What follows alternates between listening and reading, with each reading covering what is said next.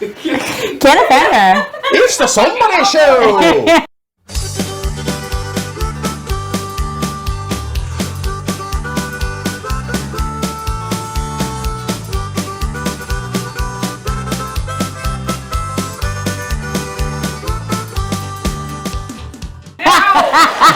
got a lot of people here today. Look at that. I don't know where they are. We have another guest who is here already. She's I know. We were literally recording and everybody's talking. Yeah, you can push record now on your phone. I have it. Okay, good. Oh, yeah, it's been recording the whole time. Yeah, you don't care about that. You're like scolding your fiance there on camera. It's like literally 2.5 minutes that you'll just like completely cut out. No, we're all good. No, we're recording now. We're recording. I know! Yeah! This is the opening of the show. Oh. Speaking of which, we decided on the Somebody Show that we want to do marital advice. Oh, we're just going to run right through this? I think, this is the opening of the show. We decided this is a new thing we're going to start on the show is marital advice. Yes. All right. I think we have TSS relationship. People have been sending us questions. You want to go first? Yeah, I'll go first. Right. Do you want me to go first? Yes, please. Okay. All right. And I think it's a new segment. We'll see how it goes. We'll see what our producer says. All right, here's our first question for our marital advice. I hope your brain is working right now. Dear Chris, my fiance isn't talking to me right now. I'm currently on an up-and-coming YouTube show, and she fills in from time to time for our producer who has abandoned us. The only conversations we have are about the show. What should I do? Is this a funny bit? Should we take advantage of it? What do you think? I don't know what to tell this guy. Signed anonymous. I don't know what to tell this guy, but it sounds like he's got his hands full. Yeah, no, I think that he should probably do whatever she says to do and be a good listener, really take in everything that she feels. Okay, and, that's a good answer. Yeah. Very good advice. Listen, let's just put it this way. If the situation was like for us, as an example, and like you were having this issue or I was having this issue, I would want this person to still be available to do this with me. And as you would want to be, I don't know, do you want me to be available? Absolutely. Are you looking for another host of the show actively? No, I think we're good. Okay. Oh, really? Yeah. Oh, that's nice, man. That makes me feel good. I really like that you just said that. I feel warm and fuzzy now. Okay. Speaking of warm and fuzzy, we have a guest that's going to talk about warm and fuzzies. Do you want your question or not? Oh, yeah. Let's do that. Well, this is I'm all excited. Dear TSS, my husband is as bad in bed as Chris is at hosting. Can you suggest a way to spice things up? I'm open to anything. Wow. And I would just say, much like you did, you got a co-host? Yeah. She needs a co-host in bed.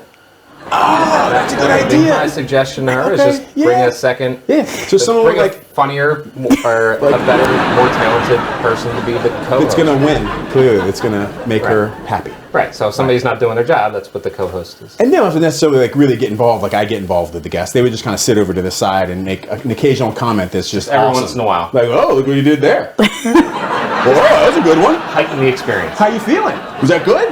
Right? Am I going too far on this? Should we stop? Yeah. All right, we're going to stop. I was saying, warm and fuzzies. Our guest is going to talk about warm and fuzzies. That's our marital advice segment. What are we going to call this segment? I don't know. Hopefully we only do it once. Sean and Chris know what's up. That's the name of the segment. I like it. Yeah, thanks, Faye. You're Look welcome. at that. God, I'm getting compliments all day today. Like, I am not used to this. This is a weird day for me. Whoa. All right, well, let's go to commercial. Let's bring our guest on. Please. And we're going to have a very, very talk. So I'm going to make it seem like I edited something bad there. Okay. Like I edited, and they're like, ooh, what did You already do bad editing already? I don't think you need to make it seem like that. Oh, okay. Well, there we go. Back down to knocking Chris down. All right, we're going to do a commercial, and it's going to be funny, or it's going to be good, or it might not be any of those things, but we'll be back. And just keep looking. Don't give me that soda, the same old cola. I wanna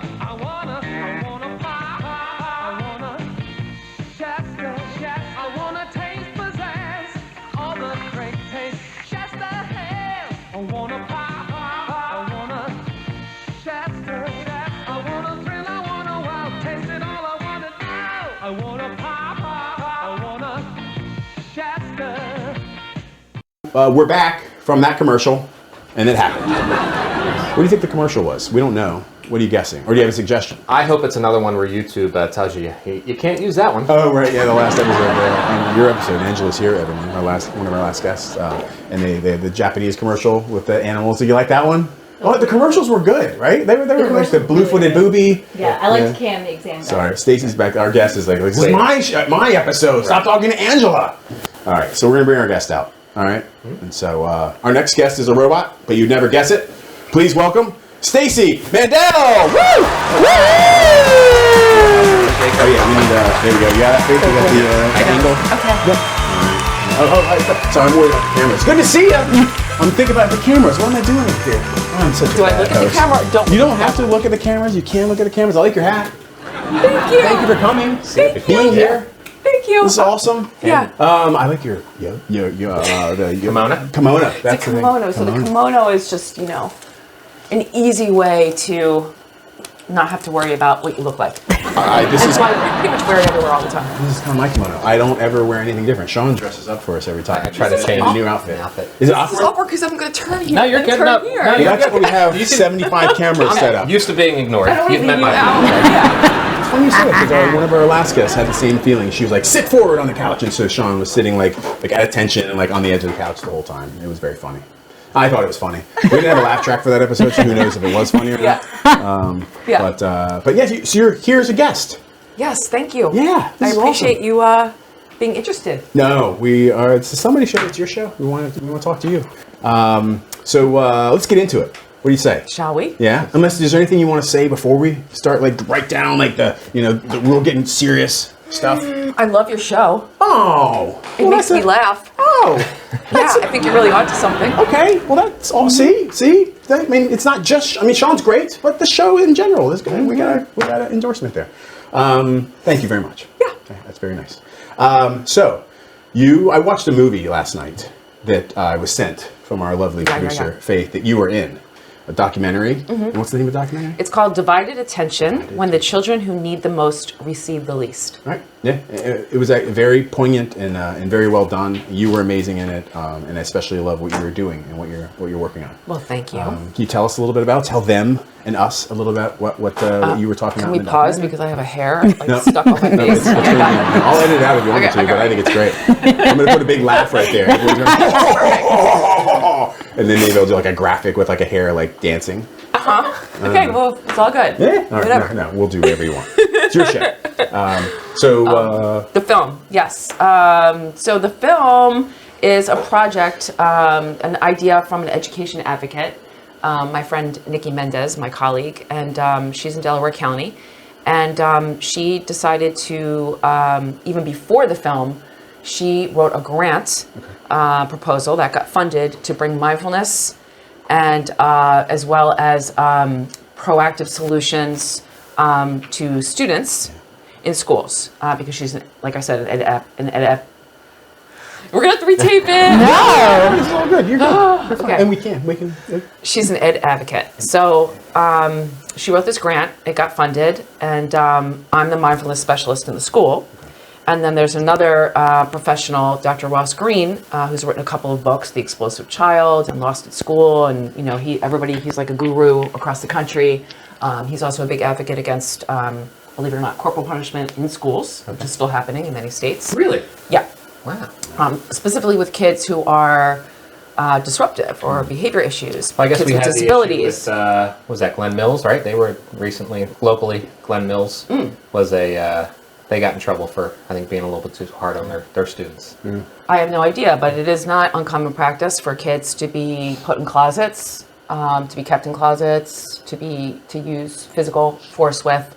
And so anyway, he's Dr. Nothing Ross funny Green. there, Chris. I don't think you do. I was going to say. Laugh track there, bud. Well, I was going to bring up that I went to a private Catholic school in Georgia Yes. and got, So you're a little familiar then. Yeah, got touched a bit, in a very aggressive physical way. That's He not goes but- So and if you're a kid who's relatively well functioning, okay, then maybe that was all that happened. But if you're a child who is really acting out, throwing tantrums, throwing fits over and over again, breaking things, maybe even hurting other people because you don't have the tools to express yourself. Imagine what that stress does to the people who are trying to serve the kid. So anyway, this project is targeted to help schools actually ameliorate, which means like reform their punitive practices. So thank you for explaining that word because I had to look it up too. I had to look that up. I wasn't exactly sure what it meant, but in terms of mainly suspensions and detentions, in order to combat the school to prison pipeline. Okay. Yeah. In the movie, you talked about the idea of fight or flight or freeze, right? And how these kids, when you're under stress, like you can't help it physiologically. Like we've evolved to like run from the tiger, or get away from whatever. And so once you're in that state, you can't make a real decision, like you said in the movie, right? Right. So it's not actually when we always say make a good choice. As adults, like what are you choosing? When you're dysregulated. And there's a lot of really scientifically backed brain function phenomena going on. Good word. to cause that dysregulation. Then you're not actually choosing, and you're not actually consciously in control of your words and your actions. And yet we're putting kids in closets based on things that they have no control over. Or even not necessarily. Again, like what I'm doing in this school that I'm in is really to help the school climate to use other means to, instead of punishing and keeping kids out of school, specifically suspension, the data on suspension and our prison rates is really significant and high. The more kids are out of school, the more disenfranchised they feel, the more they feel like, why bother, the more disconnected they are. And statistically, those are the kids that are winding up in juvenile. And when you're in juvenile, you're pretty much going to prison. So how are you fixing it? What do you kind of talk to us about what you're doing specifically to fix this? It's an interesting project. Ameliorate the situation. It's an interesting project. We were offering this free, right? Because it's grant funded, and we actually couldn't get in anywhere. Wow. So we had some school districts interested, and then as soon as they found out really more about what the project was about, they kind of freaked out and got scared because they thought it would cause too much of an uproar amongst their own staff and their administration. Being that like people feel like, well, we don't have a choice but to hold kids accountable, have a zero tolerance policy, and suspend kids. Right. And you're not in our shoes, so yada, yada, yada, which is fine. So we are finally in one school. So I'm in a middle school in Chester Upland School District. So the borough of Chester, which is different than Chester County. Okay. Really different. Yeah, okay. The borough of Chester is a very impoverished area. Okay. I think it's like the 5th hungriest district in our country. Wow. The murder, I think it might be the highest murder rate in the country as well. I think they have I should have looked this up. I believe for that area that the statistics aren't in anybody's favor. Home of the America's Best Cheeseburger, though. So, no, I had to make a joke. I was trying to find some funny in here, but that maybe didn't work. We can pause this and we can Google on our phone, because honestly, we had a lot of stats that we included and data on this borough to be able to get the grant. And I, of course, that was like 3-4 years ago, and I forget them. But the point is, we're in this school. It's a middle school. It's known to be a really tough middle school. A lot of kids go into the school, then get kicked out, then they go to other places, and they kick them out, then they come back. There's a lot of truancy. There's a lot of grade repetition. And so we're in the school, and they let us in because of one woman who was in charge of climate at the time, who's no longer there. And she was like, she's got an amazing heart, and she saw that this was a really great opportunity. She said, yes, please come. Okay. She decided to then, she had to leave. Chester is, I don't know if we can get into it, but there's a history of corruption, serious corruption, like the FBI just invaded all their computers this summer, a long-standing history of fending off full charter takeover. So we just fended it off again. There was about to become the first district, the whole district, to be privatized. Wow. Yeah, private charter that education. was part of your documentary as well. So my point is, she left for a good reason, but when she left, there's a lot of chaos. I'm just kind of there, doing my thing, and no one really knows even what I'm doing. And no one cares, and everybody's putting out fires. So I'm doing it. But your original question, you can go back to that if you want, because I didn't answer it. No, but what you did, I mean, what are you doing to help fix it? But let's get into kind of the nitty gritty, because it sounds like not only the kids need it, but it sounds like a lot of these administrators and adults need it too, which is why I'm glad you're on the show, because I have been a fan of mindfulness for a while, don't do it as much as I should. But it is something that I think the general public needs to know more about. So I'm hoping you can tell us more about it. Yes. All right. So I whispered that because that means it's important. Yes. So I think, well, let me just say for a second, I think a lot of people, including myself for a while, and even sometimes still, have this misconception about what mindfulness is. Because I heard you actually say, to do it. And I don't mean, I'm not trying to call you out that that's wrong, but like, Please. we have this idea in our head that like we do mindfulness. I thought you were a mind reader when Sean told me about it. I was like, oh, great. She's going to tell me, like a fortune teller. Mindfulness does you, Chris. You don't do mine. So maybe like we can go to that word just for a moment. Mind reading? Yeah, mind reading. Okay. So let's do that. Okay, Hey. So mindfulness is really just a way of being. Yeah. So it's not something you have to do. It's a way of paying attention. Right. And it's paying attention here and now in a kind and curious way. Yeah. So you're like, yeah, great. What is that mean? Most people already, after I say here and now, you're not even listening. Checked out. Anymore. Where and when am I supposed to be there? Let's come back, and this is where this term monkey mind comes in, which is not just you, not just everybody. That's like big in the mindfulness world. Right. We have this monkey mind, right, where we're going here and we're going there, and we're swinging there. Prefrontal cortex, right? It's all the other parts. Not. Right. That's amygdala. No, the monkey brain is amygdala, right?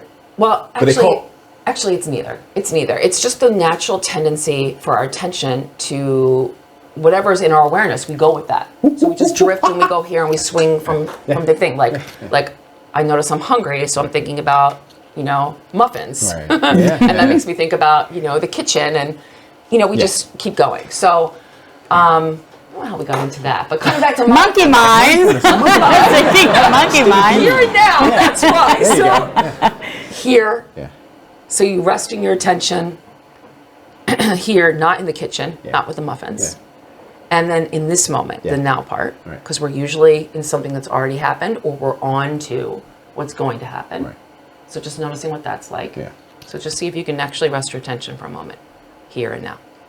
I'm staring at your nose. That's probably not good. Right? Is that? Whatever I'm you need here. to do. I'm here. I'm noticing. Right. That's actually an anchor. Is it an anchor? Yeah. Okay. All right. There you go. Your nose is an anchor, or me staring at your nose is an anchor. If you're using my nose as a way to keep your attention in this moment, It's anchoring. then that's considered an anchor. Okay. All right. We're going to continue that, right? What's that? After commercial break. Oh, we should do a commercial break. Yeah, let's anchor through the commercial break on your nose or Sean's nose. Okay. My ears. Okay. But we'll be back after this commercial break, and we'll be anchoring when we get back on something. Bye. Calling all Jaggers! Come down to attack cover base! Over! 5, 4, 3, 2, 1, jump! Go, G.I. Joe! Go, G.I. Joe! Go, G.I. Joe! Go, G.I. Joe!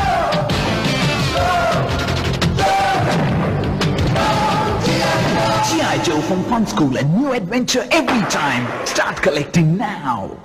All right. We're back, and we're still anchoring, believe it or not. We're fucking around. I just lied. That was not real. We weren't anchoring. But we're going to start talking about it more. All right, we're going to get into it. Can I say real quick, too, and then you said it's not a thing that you do, but it's a state of being. And I hear you on that, but here's what I'll say. Because do you know who Sam Harris is? Yeah. Okay. Big mindfulness guy, right? I think he's got an app called Waking Up. Yes, yeah. So I've been listening to him for a long time, and he gave a really good. Have you really been listening to him for a long time? Long time. That's fascinating to me. Yeah, he's one of my gurus as far as like I wish more people could kind of see the world the way he sees the world, just because I feel like he's very balanced, you know. But anyway, getting back to mindfulness, he described it to me in a way that I thought was a lot of people could kind of take it. So like 1970s, most Americans didn't exercise or work out because we were agrarian society. We were kind of ending that phase of our civilization.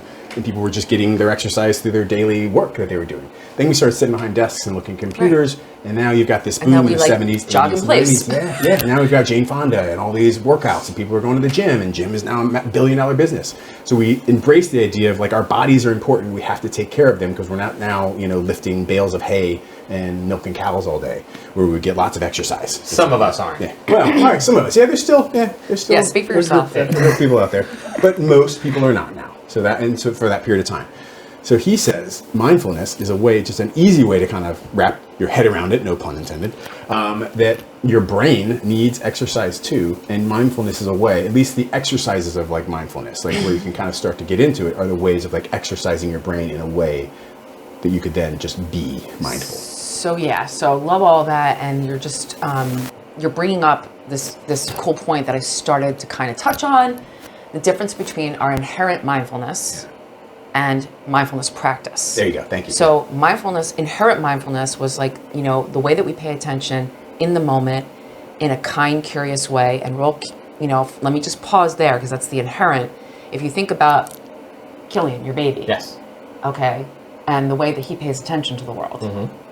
He's in the moment, and he's not just here and now, but he's meeting everything, not like please, thank you kind of kindness, but he's meeting whatever's here. He's just welcoming whatever's here. He's not resisting. He's not trying to change it. Except when he eats broccoli. Okay, all right. Let's go back though, because that's what happens when he was first born. Probably because I made a face when I was feeding it to him. Inherent mindfulness. We're first born. Yeah. Wait, what? Probably because I was making a face when I was feeding it to him. Yeah, so it could have been you that he's resisting. But when you go back to your birthday suit, like you're firstborn, you are just in that state naturally where you are meeting whatever.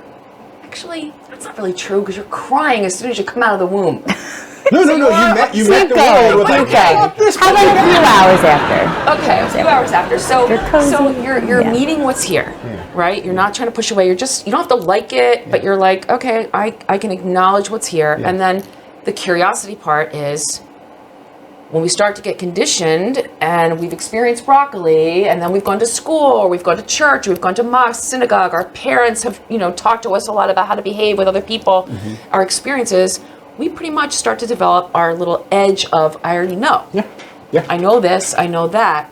So it's like, can you just soften the edge? Right. Maybe. It's not that you don't know or you're wrong, but just can you soften to just allow more in? Yeah. So that's the inherent mindfulness that's always in us that we forget about because we're so busy. Because our dad starts shoving broccoli in our face. And we're doing stuff. And we've, like you said, become modern beings where we have to do all of these things. We're not just concerned about food, water, and shelter anymore. Right. So we're not paying attention in that way. Right. We are, our amygdala, or amygdalae, there's really two in there. Yeah, they're like two little almonds, but deep in the center, it's like here, if this is your brain, and your thumb, this is your prefrontal cortex. This part is wired to keep us alive, fight, flight, freeze, over anything that's like, big, alert. Saber-tooth tiger. But nowadays, it's not just a saber-tooth tiger. It's TikTok. Traffic, spouses, whatever it is. And so we're constantly flipping our lids. We're constantly losing our full brain power, and we're just operating from reactionary, let me stay alive, and we're not in this mode where you're able to actually just pay attention and meet what's here. You're just being almost tricked. Yeah, to that point, and tell me if I'm wrong on this, going back to the baby crying. Oh, all right, moving on. So the baby comes out and they're crying, right? And kids at school are having stimuli coming at them and not crying, they're punching or they're breaking or whatever. So again, if I'm wrong, tell me, but for mindfulness to me also is the idea of that baby coming out, and it's okay to cry at this harsh world you've just been exposed to when you were so comfortable in this nice cozy womb, right? And being aware of that is the mindfulness part, like that, oh my God, I am not happy right now. But being aware that you're not happy and being able to just acknowledge that and then move on and not have to punch somebody or cry or cry for longer periods of time. So that's the practice part. Yeah. Okay. So mindfulness practice, like you were saying with Sam, is the training that we do. Yeah. Because now we actually need to train, since we're not doing it as easily, authentically, and we've got so much more in our lives where we don't have the space and the time to just really pay attention in this way. So now we actually have to fit it in. Right. Yeah. But we can get to that too, because you don't have to do it. You don't have to say, I'm doing this at 7:30 every morning. Yeah. There's authentic ways to integrate it. Right. But to practice it in some way, it is something that you're setting aside some time and space for. Right. And it is taking time to train yourself to rest in that particular awareness. And there are like countless ways to do that. It might be meditation. Like mindfulness, I always think about as an umbrella. Okay. And then meditation is a raindrop under the umbrella. But there's 1,000 raindrops. I like that. Yeah. See, everyone always just says mindfulness meditation. But no. Umbrella raindrops.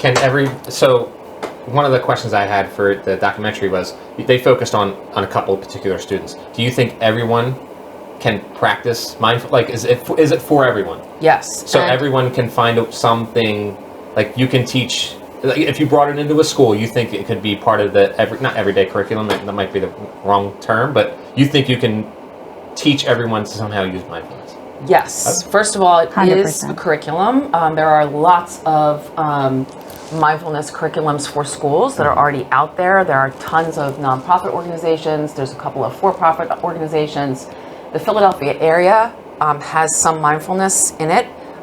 There's a couple of organizations I know of. One of the big ones is really only in the high schools, though, in Philly, and not in all the high schools because it's a nonprofit, and so they were probably brought in on a grant. Right. But in Philadelphia, there is no internal organized mindfulness, and I think there should be. In New York City, about 2 years ago, they named somebody the head of mindfulness in the schools, and he is actually harnessing all of the natural talent in the school district. So teachers who are also yoga practitioners, teachers who trained in mindfulness, and so on and so forth, and then increasing opportunities for them to share and to harness that. And he's organizing it throughout the district. I think we need that everywhere. Okay. But we're talking about the Philadelphia area. But 1, 2, the film actually, because of COVID, we had to shoot it during COVID. We actually couldn't be on site a lot for most of the film. So we were lacking footage. I had been in the school classroom-wide. I had been in the school in my little mindful moment room, which was like a room that was abandoned that I hijacked because the behaviors were so bad when I was trying to do it classroom-wide that I was like, I need a little space to just kind of, whoever I can find in the hallway, whoever's in a fight, like, come in here. Gotcha. And so we were limited in terms of how are we going to shoot footage. So we thought, okay, let's find a few kids that are willing to practice and consent to be in the film, and we'll give them cameras. I'll try to train them a little more, and let's give them cameras to shoot a little bit of their own lives. But really, that film doesn't even show, those kids are not actually representational of who we're really trying to reach. Those are the kids I'm most interested and passionate about the kids that are being kicked out all the time or suspended all the time, the kids that don't want to practice. Right, that would be mine. Like, if you don't want to be mindful, then you're not going to be mindful, right? But how do you trick someone into being mindful? Like, again, there's going to be that initial, like, this is crazy. Yes. You guys are... We're in middle school. I look like me. Coming in there. They're like, lady. So what I do... What was the old Michelle Pfeiffer movie? Dangerous Minds. Dangerous Minds. I'm like, they should make a new Dangerous Minds, but it's you and mindfulness. Fine. Right? Dangerous mindfulness. Dangerous mindfulness. Oh, we did it. We won. I love that. The internet is going to go crazy over Dangerous Mindfulness. Who would play you in the movie? And we're going to get into this in a minute, but you are apparently a screenwriter, like an aspiring screenwriter. Well, I majored in screenwriting. It was called dramatic writing at Tisch at NYU. Wow! Oh, wow! Look at that. So you're legitimate. Back in That's another a real lifetime. education. Yeah, and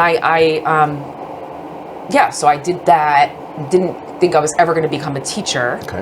Should we go off in this direction now? Yeah, well, I was going to say, I felt like I cut you off because I'm a bad host. I cut you off, so if there's something you want to finish There was a thought. something, let me see what I was saying. Here now, Stacey, here now. Come on, where was it? Yeah. Let's go back. Let's go back You and were then. asking me, about how do you help people, how do you serve people, or how do you offer this, share this with people? My passion is like pointing people just to what's already inside them. So I'm not trying to I don't feel teach these kids something new. Okay. But what I need to do is be able to just have them be recognize that they've done it already in their lives. Willing to say, oh, this is something that's in me that I can tap into my own wisdom, just as a 14-year-old kid that's already here, that's super amazingly powerful, and that I can use for whatever the frig I want. Yeah. So getting that opportunity is what I battle for. However, you know, I took over this room. I put up LED lights, put some bean bags in there. It's dark. They get to leave class. I go pull them out. They don't want to be in class, which actually causes problems between me and the school climate people, and that's another story. One of my favorite moments in the movies when you're talking to the girl on Zoom and you can hear like someone in the background talking and you're like, wait, are you in class right now? They're like, yeah. And you're like, oh no. Well, that was because the whole wacky COVID thing. Yeah. They were finally back in school, but the schedules were off the wall trying to find everybody. But yes. I love that she's trying to have a mindfulness like coaching session with you while she's like, the teacher's like, That was really square, and the square root of it. You're like, yeah, good teacher. I'm trying to be mindful. Well, some of these classrooms, even when I'm there, and I'm only in the school 10 hours a week. Okay. So, and I'm coming in at different times. The doors are locked. So you always have to knock and disrupt, and then a kid comes to the door, and then it's like all hell breaks loose because someone comes to the door. Hell was already breaking loose, but it's really, it's not fun pulling the kids, but I do have groups and schedules that I'm supposed to pull them, but kids are always absent, and they don't have teachers right now. So like most schools across the country, and this is a different topic, but you know, because of the pandemic, you don't have, teachers are leaving. Teachers have left, there are no subs. And then you take this area, nobody wants to come and sub here. So literally these kids, there's a grade that hasn't had a math teacher in at least since the beginning of the school year, longer. You know, they haven't had a PE teacher. They just got a PE teacher this week. They don't have a science teacher. So teachers are covering for each other. So that makes the class sizes bigger. So instead of the normal class size, now they're splitting a class. So it's a bit of mayhem in there. So my schedule is like, I don't even bother, but I get the kids in there. Spill on your own kimono. Oh, great! No, it's okay. That's fine. It's black. Yeah. It's fine. But anyway, the kids like to come in there because they're like, "Please get me out of here." It's a break. And then once we you know, it's like you just like the show. Like you pick up with whatever's real in the moment. I don't come in there and be like, "Okay, I'm going to teach you." I mean, I do have my smartboard in there and I have stuff ready. I'll pull in clips. So I'll pull in like a clip of Kobe Bryant. Talking about why he used to practice mindfulness. It's only a minute long, or can I make a suggestion? Broccoli and shove it in your face. I don't know. I'm just saying it works for Sean and Gillian. You wore the helmet for a reason, right? So when that's the guy she was talking about. That's the guru of mindfulness. He wears that apparently. This right? helmet I just saw over there in the corner. Yeah, Sean made that. I've made a helmet actually before too. Yeah. My son's project at school. He had to make a Viking. Ooh. And we made it out of tinfoil. Okay. But this reminds me of the Mindful Helmet Society. Tell me about that. I don't know about that. So I don't know if that's actually what I'm calling it, but I was thinking about calling it that. So aside from this project, right, where I'm teaching mindfulness in the school, I do a bunch of other things. Okay. And my business name is Big Mindfulness and Meditation. I'm getting to the helmet. Nice. We believe you. So Big, B-I-G, capital letters, and that's for my dog, who's also named Big. Not Mr. Big from Sex and the City. Big Nothing, Smalls. no relation. He came with the name Big. He's a rescue. I just celebrated my 5-year anniversary. And a neighbor in my area in Fishtown said, "Why don't you call your business Big?" Because I always walk big, and he's always out walking his dog. And then it's really because like life is big, and we got all this big stuff, and then we have big thoughts. We got big feelings. We have big body sensations and reactions. Big bodies. Big bodies. Yeah. So we can meet the bigness of life with something really big, which I believe is this ability to be mindful and use meditation too as well. Because for me, meditation is like also magical. Yeah. So that's like where the magic for me happens, and it's beyond mindfulness. But anyway, so the helmet represents why I picked it up. One of the things that I'm doing with my Big mindfulness and meditation business, which is I have this new idea that I'm launching to specifically support people who work in a humanitarian way. So some humanitarian focused organization, probably and or with social justice focus. Okay.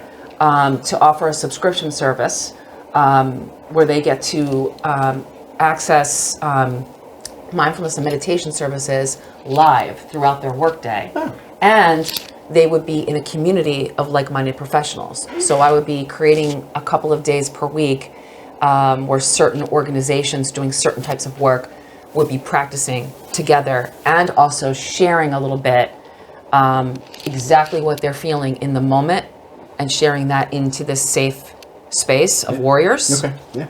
I love that idea. And so I'm launching that, and I'm thinking of calling it the Mindful Helmet Society. I think it's a great name, Mindful Helmet Society. I like it a lot. Yeah. So we talked a little bit about, started to talk about screenwriting and kind of where your progression through Tish teaching mindfulness. Kind of walk us through that, your life. Tell us about your life. Okay, Stacey. so I mean, real quick.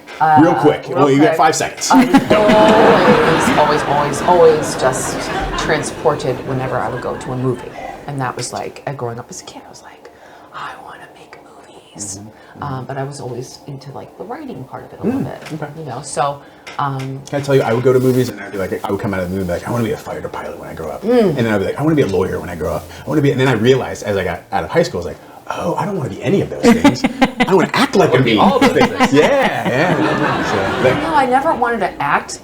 No? I didn't want to be in the movies. Okay, I just just wanted to was write like about it. so enamored with the people who would make these movies. Like when you see an amazing movie and you're like, that work of art, and to get all that together. And so at the time I didn't know when I was little about all the parts and pieces of making a movie. I just thought, ooh, I want to write those movies. I want to create those movies. So, and I was always told when I was younger that I was a good writer. Okay. I have some writing skills in my family. Sure.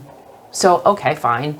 You make this decision to go to college when you're like 5. Way too young. Right? You're being groomed way too young. And so you apply and like I was like a baby, but I'm like, okay, I'm going to go to college to learn how to write movies. So I did that. And because I actually was never taught mindfulness when I was young. Yeah. And I mean, I guess this is related. Like I was a really big problem child. Yeah, that makes sense. I can see it. I did well in school. Okay. No, I wasn't going to guess that. You're like I did well in school, but I was kind of always lost. Okay. Which is like I'm not going to get into the why, but needless to say, my parents gave me everything. I was given everything. I had a lot of privilege, but I still didn't have what I needed. Yeah.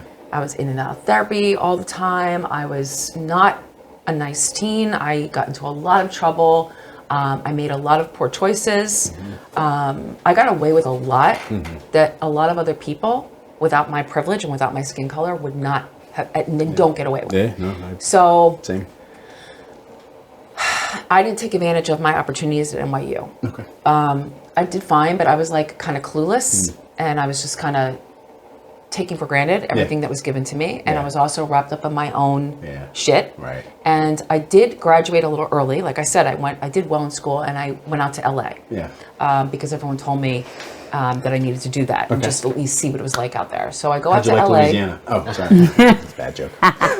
And a week after I get there, we have this huge earthquake. 94? 94, yeah. And so all of my contacts that I had through a couple of internships in New York or people I put feelers out with, it was like, didn't even matter. No one cared. They're not going to help me. Yeah, gotcha. Well, because it's the earthquake just happened. The earthquake just happened, and everyone was like figuring out how they were going to like reshoot their projects and all kinds of stuff. And needless to say, it was just kind of, you have to have really, really tough skin. And you have to really be, I think, a person who has good grounding tools, who can, stay calm and stay focused. That was my problem. I didn't have any of that. Yeah, me either. I didn't have any of that. I was a crazy person. Yeah, me too.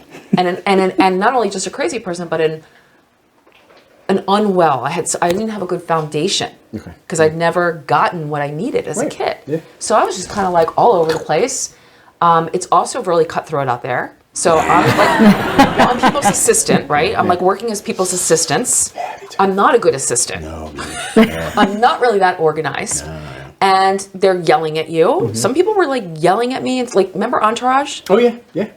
Lloyd? Oh yeah. Like literally, I was Lloyd. I had a woman stand at the desk because I was on the phone with her client, kicking the desk because she wanted my attention. Like kicking the desk. And I'm like, I'm talking to your person. I'm trying to help you right now.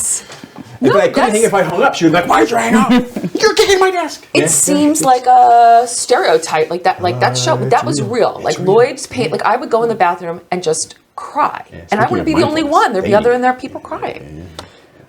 So I didn't handle that really well. And then like after a few years of that, I was like, I don't know what to do. Cause like, again, I went to college so young and I felt like I wasn't making it cause I was like 23 now at the time. You failed already. I failed already. So then I went and worked for the Sierra Club and the Perks, Okay. Ralph Nader's organization. So I'm like, oh, I'm going to do good in good, the world. yeah. And I also was embittered because I was like, because the last place I'd worked in the industry was at William Morris Agency. And I thought I would get to help read scripts that were good.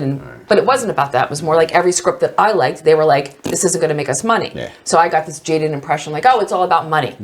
So I'm like, let me do the opposite. Do something that's not about money. Went to work for Perks and Sierra Club and canvassing and campaigning and Clean Water Act and all that. And that was really meaningful. But I was starving. Yeah. Not just because I was being paid nothing because I became vegetarian. Because they were all vegetarian. I became vegan. I was a huge meat eater. I became vegan. I tried it. I was doing these like weekend retreats and living out. It was great, but I didn't last a year. Yeah. And then I was like, now what do I do? Yeah. So I was like, oh, well, I used to love babysitting. No, I did. Yeah. I love kids. Yeah. Maybe I'll be a teacher because if I be a teacher, then I'll have all this time because I'll be home every day at like 3:45. Oh, yeah. And I'll write. And I can write. Yeah. And that's literally what I thought. I literally thought that I was going to be able to write my screenplays because I'd have the easiest schedule. Right. And then I decided, okay, I'll go to school for this. Yeah. My parents were like, what? But fine. Go to school. Okay. And I'll get my teaching degree, but let me get a job in the meantime in education. And I got hired by accident by a private school as a first grade teacher. Oh. And I hadn't had one class in education yet. Well, teaching first grade is really easy, so. Yeah, it's really easy teaching first grade. So I had no idea what I was doing, but this school was like, oh, we thought you had a credential, and we also really want someone who's American on our staff. It was a Muslim American school. Okay. Like I taught Osama bin Laden's family. Oh, all right. So No blame. I was just like, okay, this is what it is. Yeah. And started to go to school on the side after I was teaching to get my credential. Yeah. And so I didn't really have any time Okay. to write anymore. Yeah, no. And ended up doing a master's degree. So I was at Cal State LA and they had the professor convinced me to stay. I was really fascinated with the social foundations and why we have bias and implicit bias, even as teachers in the classroom, all the little culture situations going on and the sub-dominant power groups and all that. He's like, Stacey, I'm going to start a new master's program here called the Social Foundations of Education. Would you do it and be one of our first? And I was like, yes. Sure. So we did that. And it wasn't about teaching, but it was about why we have schools in the first place and what we're doing. Yeah. Which is and what to not do. It's a big thing right now. Yeah. So anyway, I love that. And I just never really ever had time to write again. Yeah. And then I was still what's going on? I'm not happy. And there was men's situation going on because this is LA. Yeah. And I became this crazy, believe it or not, I was like a bodybuilder. I was working out at Gold's Gym in Venice Beach 6 days a week. And all I was doing was working out and eating a certain way and not feeling like I was fulfilled in terms of why am I here? Because I was still not writing and I liked teaching, but it wasn't kind of everything I wanted to do. The void, yeah. And I was broke from paying the trainer every day. So I was like, I don't know what to do. And I decided to move back home. Okay. Across the country again. And this is home? So the Philadelphia area. Yeah, Philadelphia. Moved in with my parents. Not this garage. Not this garage. Just so you know. She Moved back to my parents' house in Cherry Hill, New Jersey. Okay. And that was really not the greatest. Not good, but it was safe and it's home. And that's what our parents are for. Right? Yeah, absolutely. Supposed to be. And I was like, let me figure out what to do again. Yeah. And then I accidentally met my husband. And then I got hired in a school district because I still didn't know what I wanted to do. And then I just kept teaching. Yeah. And then I had kids. And my daughter was born very prematurely, which is another story, but I think connected to not... I have a feeling we're going to have you back, Stacey. We're going to have you back. No, I'm just saying. There's a lot that we need to get into. And all right, tell me where to go now. Be quiet. No, you're good. I'm just saying, we gotta have you back for sure because this has been great. She gets a shirt. Yeah, we got a shirt Ooh, here. yay. But I will say too, again, Angela's here, one of our former guests, watching. Thank you. Friend, I think, and breast cancer is an important thing to talk about. But I also believe that I'm a big proponent of early education, things, because I think that's one of the problems with the country right now in the world is that there's a lot of adults that have a lot of preconceived and problem of dealing with the world that we're living in right now. And if we can get young kids to be able to navigate that much better than we did or our parents did, then we might be in a better situation. So you guys are very important, our educators, and especially our young Thank you. Our early education. So I would like to have you back to talk about all the other craziness in your life, but also more about that because I'm a big fan, big proponent of it. So I think most of us, in an indirect way, even if we don't realize it, are winding up to be the person that we needed as a kid. Yeah. You don't find your purpose finds you. I don't know if anyone ever said that. It just occurred to me when we were talking a second ago. Sounds really good. And, that was really good. Is it? Yeah. All right. I'm a guru now. You heard it here. She said it was really good. Oh no, what do you think, Stace? Good? I like it. Good? Okay, she liked it. There you go. I got 2, Sean. Done. Now I'm out. All right. Angela, I expected that. Angela, all right, 3. I'm good. All right. So, sorry, Stace. That's my other problem too, is as the host of this show, and it's called the Somebody Show. I made this joke before, but I feel like I sometimes take a little too much of the spotlight. I not that people want to watch me, but I'm like, I want to talk. But it's supposed to be your show, so I apologize that if I took. It's like, hey, you're being mindful right now. I'm actually just taking what you're saying, and I was thinking to myself that that's self-awareness. Oh. And noticing You where were your being attention mindful. is. Yeah. All right, there you go. Well, Yeah. who knows? I mean, I might have a chance in this life. I don't know. We'll see. Still 11:55 today, so maybe 5 more minutes, and then I'll go to hell. Anything's possible. Yeah. Will you please come back? I would You love said to come you back. wouldn't earlier when we were on a commercial. You're like, I hope that was a joke. But, I have to would you come say, back? this is not my favorite thing to do. Talk about yourself? myself or Okay. stuff or be interviewed. And the film, I hated. Oh, you were awesome in it. That, well, don't And we're gonna show a clip of the whole film. thing. I hated. I mean, not the film, but I couldn't stand when they would interview me. Okay. Can we show a clip of the this film is right now of you really being interviewed? All right, we're going to go to a clip of Stacey being interviewed. Ready? Watch this. A big part of it is to give the students agency, to empower them to be able to listen deeply to themselves. I don't know how to say this, but just, I'm in this school and I'm white and I'm a person of privilege. There are ways that I don't feel quite qualified to be this teacher for them. It is out of my control. And my role here is to really be of support in any way I can. So we just showed it. Okay. So now we know what you hate. Okay, great. Great. We don't have to do that if you don't want No, us to. no, it's fine. right. Sorry. You guys know that I could talk and talk and talk and get off the track. I love it. No, that's You can I direct know, I'm me not if you doing wanna my ask good. me I'm not something doing my else. job as a producer. You wanna Because I just bring did me it. That in, like, 36-minute second segment is wonderful, guys. No, but listen.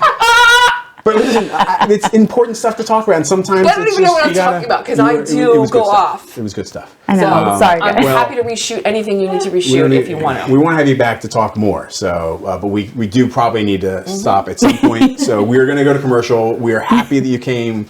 We were happy that we were able to talk about what we were able to talk about. See, and- you still feel like you're on the show, doesn't he? Yeah, no, we're still shooting. you Yeah, are? no, this is it. Yeah. Oh, God. Yeah, I'll say we're going to commercial, and then we'll know that we're not. Okay. But I still do. You're right. Like even when we go to commercial, I'm still like, You're right. It's not going to be any different. Yeah, no. But thank you very much. I mean that. Oh, wait. Parting gifts. Oh, you All have right, party go to gifts. commercial and then we'll get the gifts. Yeah, well, can you give them to us at the commercial, and then we'll show them? Yeah. Well, you said that we'll give you credit. You gave them to us. Yeah. But all right, so we're gonna go to commercial. We'll be right back. But Stacey Mandel. Yes. All right, Howie Mandel. I was trying to remember how to say. Perfect. That's what I tell people to do. I almost brought like a rubber glove. Except put I it only over have my one head. L and he has two. Oh, okay. Do you know about the rubber glove?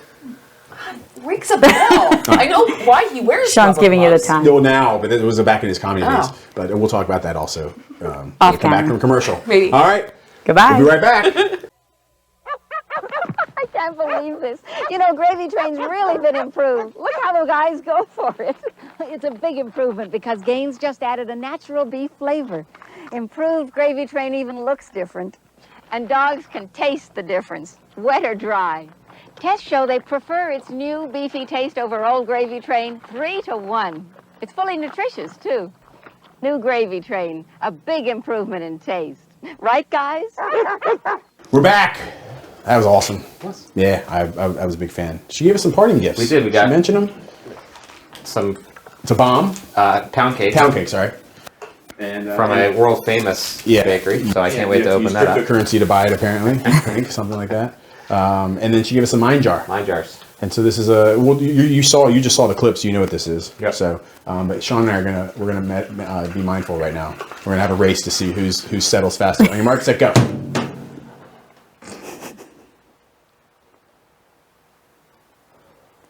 I'm not being mindful because I'm looking at the camera. Oh.